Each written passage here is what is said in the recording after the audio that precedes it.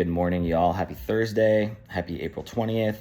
I've been wanting to share a little bit about what I've been going through for a while now, and some of the growth that I've experienced through my journey of self-love, that in light of the Ralph Yarl stuff that happened in Kansas City, I just feel like I have to share now. I don't know if it's just I got triggered by him being a 16-year-old kid picking up his siblings, and I used to be that kid, but I was obviously not a person of color or minority of any kind. So pretty confident had that been me, that wouldn't have happened as a kid or any time. But the whole thing that I want to share with you all is part of this journey of self-love that I've been on for myself, and kind of what I think we as a society just need to get better at. And that's simply just being nicer, being kinder to ourselves, to others, to other people, to everyone around us, respecting who they are, what they believe, whether it's right, wrong, or indifferent, just not leaning into the critical, judgmental mentality that our society kind of pushes upon us through a competitive, capitalistic culture that we live in. So the first thing I kind of want to speak to, and I'm not going to get into too many details, I'm just going to share some things that have been very eye-opening for me that I think I'll let you dig into further if you'd like, but maybe just break down a little bit to hopes that if we can make a better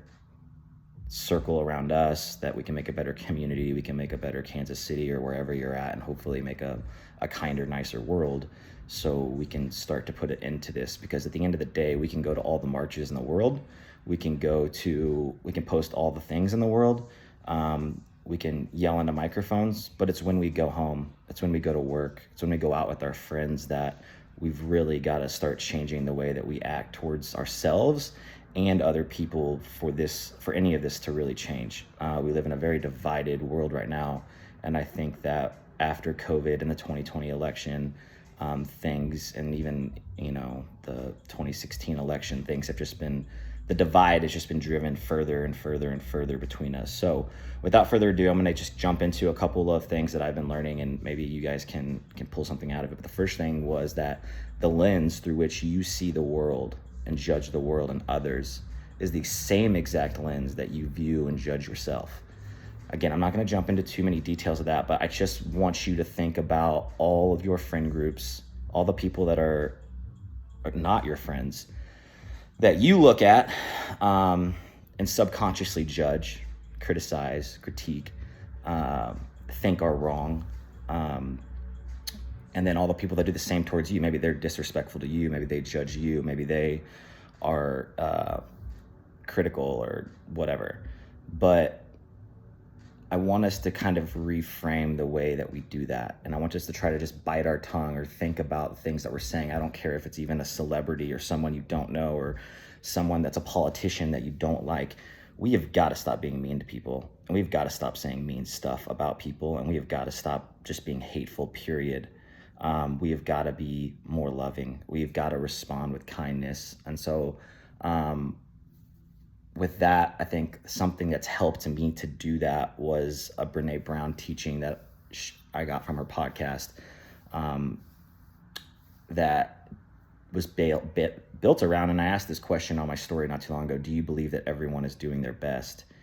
And when I first asked that question or heard that question asked, my immediate response was no, there's no way.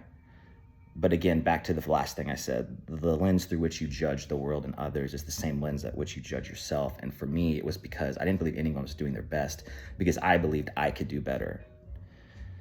Now, when I honed that into my life experience and the things that I've been through and look back at all the mistakes that I've made, it becomes a lot easier to have grace with myself, to go, you know what, dude, you've been through some pretty bad, lame ass shit. And in fact, I do believe that based on what you went through as a child and how you came out of that and who you are today and the mistakes you make today is the best you could do.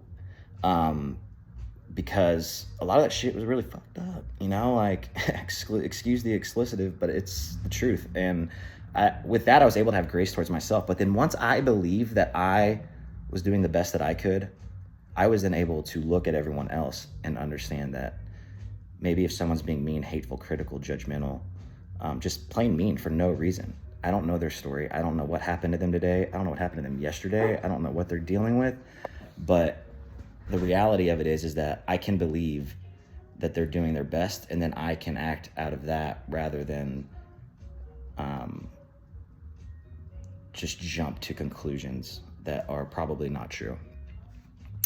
So with that being said, I really just hope that we can all go out into the world, and maybe, there's layers to this. So I'll start with like the most extensive one. Go talk to someone that you don't know, or that when you look at just immediately gives you like a cringe, like you're like, oh dang, that person. I don't care if it's because they are of a different religion, a different color, a different ethnicity, whatever, a different social structure, a different whatever, whether they're non-binary, gay, straight, lesbian, twin, I don't freaking care. Whatever your preconceived judgment is of them that makes you feel like you are better than them, just go say hi. Now, I know that's an extreme, and if you're not as outgoing as me, then that's probably sounds crazy. The next thing you can do, though, is when you feel yourself having that judgmental attitude or that critical attitude towards anyone else, just stop. Take a deep breath and remember that individual, whatever they're at, wherever they're at, they're doing their best. We've got to start having conversations with people that make us feel uncomfortable, and we've got to stop thinking poorly about people that may be different than us, whether it's politically or whatever. From there, that's probably the easiest one, and I say that because it's nearly impossible to say something bad about somebody else or critical about somebody else without having some sort of change in tone, facial expression, or whatever. It's just so not in our DNA to be critical as communal beings. We are communal beings. We are made to be in community. We are actually made to work together in order to survive. And you'll notice when people say mean things, they usually grimace, they change their tone, they have a face, their body language will show it. I know mine does. And I'm not saying I'm good at this or perfect at this. I'm still working on it as well. But it's something that I think we just need to be aware of. Also, when you're with your friends, I've been doing this a lot recently. When I hear them saying critical things about other people or judgmental things about other people, it's like, stop. We don't need to spend any energy being negative. We have a lot of stressors in our life. We have a lot of things going on. We do not need to be wasting any of our free energy on judgment towards somebody else for no reason. And then lastly, and this is actually the hardest one, but lastly is just be nice to yourself. Love yourself. I say this as someone that spent 32 years not believing I was doing my best and always feeling like I could do better. And that just leads to a lot of anxiety and depression and not good stuff, which then when you're feeling those things makes it a lot harder to be nice to others and gentle to others. So all that being said, my goal and hope is that through